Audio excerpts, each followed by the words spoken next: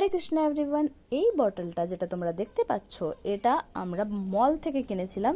দুটো বটল কিনেছিলাম, একটা আছে এখনো আমার কাছে, কিন্তু আরেকটা যেটা আমার বোনকে দিয়েছিলাম সেই বটলটা আমার মা কারণবশত একবার বাইরে নিয়ে যায় এবং সেখান থেকে বটলের বডিটা রিটার্ন বাড়ি ফিরে আসে, কিন্তু তার ক্যাপটা ফিরে আসেনি। তাই কৌতূহলের সঙ্গে আমি আমার মাকে জিজ্ঞেস করি যে ক্যাপটার কি হলো। মা তখন বলে যে ক্যাপটা পড়ে গিয়ে ফেটে গিয়েছে, তাই তাকে আর নিয়ে আসেনি, তাকে ফেলে দিয়ে এসেছি। তাই আমি বললাম, যখন তুমি বডিটাকে নিয়ে এসছো ভালোই করেছো, এটা দিয়ে আমি কিছু না কিছু বানাবো। অনেক দিন ধরেই ভাবছিলাম যে কিছু না কিছু বানাবো, কিন্তু সেটা আর হয়ে উঠছিল না।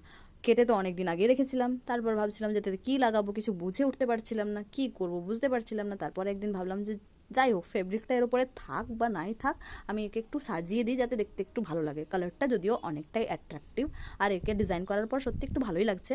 যে ধরনের ছিল সেই ধরনের রেখে দিয়েছি, আর একটা ফুটো করে নিয়েছি, তলাতেও ফুটো করে নিয়েছি। এর থেকে আমি এটা ভাবছিলাম যে এর মধ্যে কি গাছ লাগালে সেটা ভালো থাকবে, আর বিশেষ করে সেই গাছ লাগাবো যেটা বাড়ির ভেতরেও ভালো থাকবে এবং গ্রো করবে।